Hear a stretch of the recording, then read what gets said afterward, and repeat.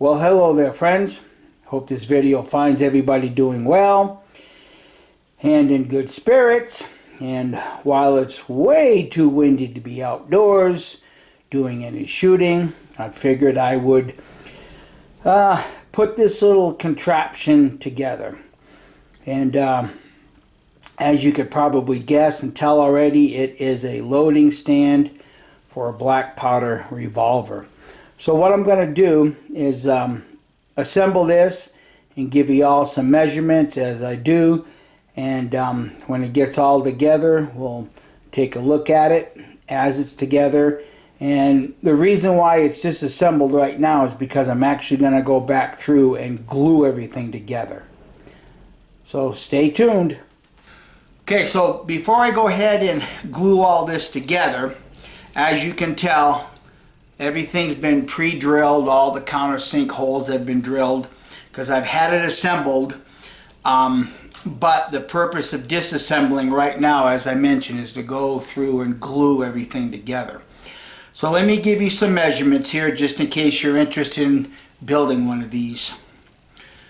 The base is approximately 9.5 inches long, including the tenon up here, the notch, and 4.5 inches wide. And the stand itself, where the gun's going to lean up against, that is a total length of 8 inches by almost 4.5. Okay, and so I'm going to go ahead and glue this.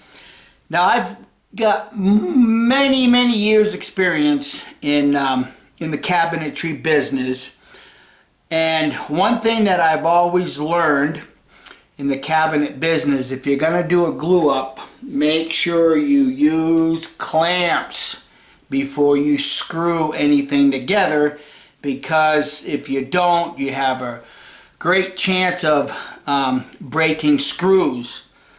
So I'm going to put some glue on here, and I'm going to clamp this together, and then I'm going to screw it together. And you'll kind of see what it looks like once I get it glued and screwed.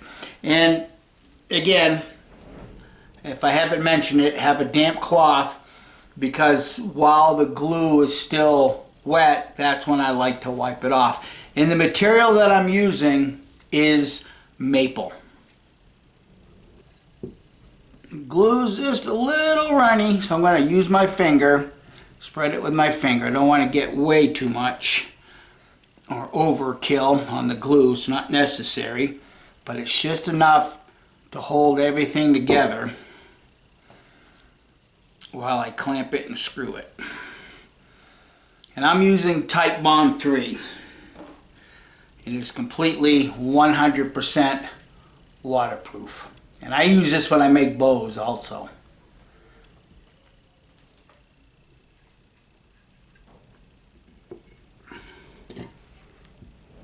Okay, I'm going to clamp that together so she's good and tight when I go to screw it in place.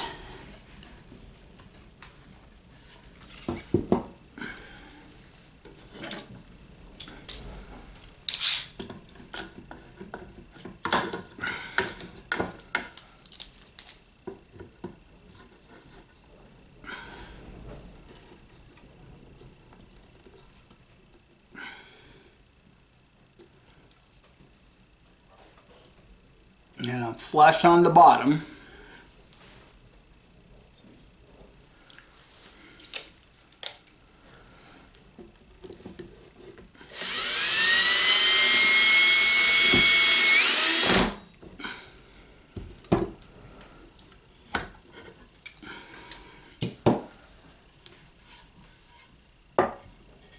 Let's see, I've covered that hole, so let me move the clamp a little bit.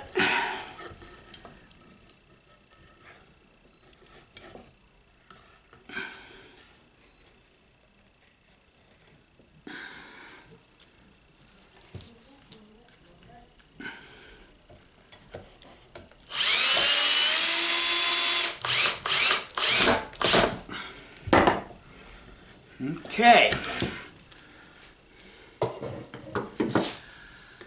Now, anything that I glue, I always like to go back with a wet rag and, like I said, clean off, wipe off the glue while it's still wet. And yeah, you might get a few little whiskers from the wood standing up from being wet, but this particular piece right now is not finished sanding yet. So I wanted to get all this together and then go through and hand sand everything for the finish. Okay, now the next pieces that I'm going to put on are going to be the side angle braces. Now the measurements for those, as I started out, let me get my tape measure here. I started out with 4 by 4 square. Then I squared everything up, and then I took my pencil and on the inside here, wherever she sat, see if I can get it in the camera right here, I marked it right here and I marked it right here, and then I just drew a straight line, and that's what I cut off. And the reason I did that is so that if you take a look at the top of these pieces here, I have a full 3/4 inch, so that when I go to glue it and screw it, I'm taking absolute advantage of the surface that needs to be glued. So I'm gonna take a few moments and glue this down, and I'll be right back at you. In fact, I'll probably put both sides on, glued it and screwed it, and then we'll put the top on it.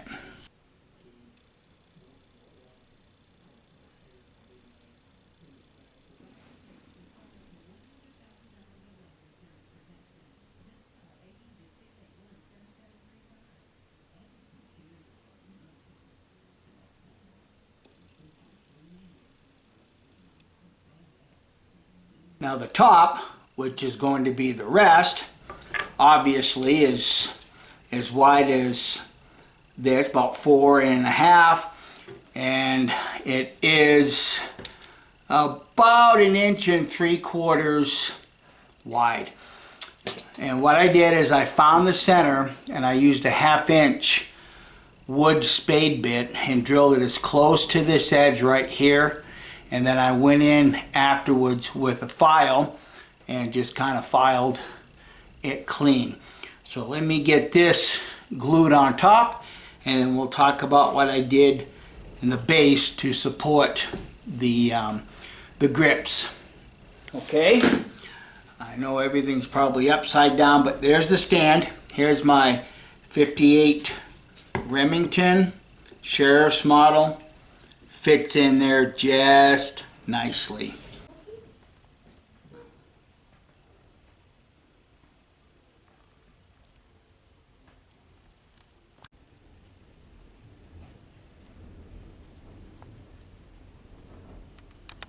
And I'll be able to load that from the stand, and I know I have another stand to load the cylinder off of the revolvers, but this just gives me you know, another option. Okay, so there's the Remington. This is my 1860 Pieta Army, and as you can see, that sets in there just perfectly.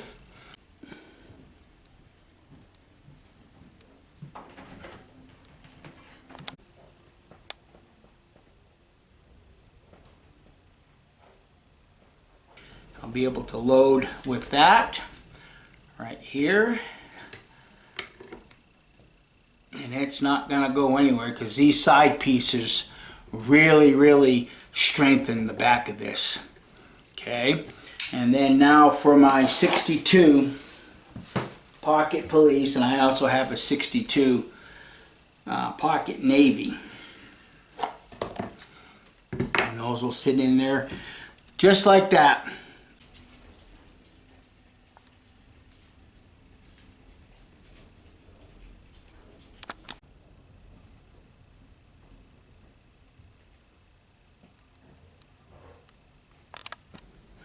Now, to finish up here,